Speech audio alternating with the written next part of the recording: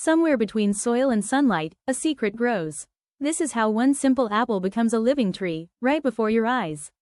It begins with rich, dark soil, carefully mixed and prepared by hand, until it feels just right. Into this soil goes one fresh, red apple, chosen for its perfect shape and color. But this isn't just planting, it's alchemy. A fresh egg, full of nutrients, is cracked open and poured gently into its heart. Then comes sweet banana, chopped into small pieces, nature's own fertilizer, added with quiet care. And finally, aloe vera, nature's healing gel, is rubbed all over the apple, coating it like a protective shield meant to guard against decay. Back into the soil it goes, tucked in gently and covered firmly on every side. Water is poured over the top, giving it its first breath of life. Then it's sealed beneath a clear little dome, an upside-down bottle acting as a tiny greenhouse, trapping in warmth, moisture, and magic, hidden away from the world outside.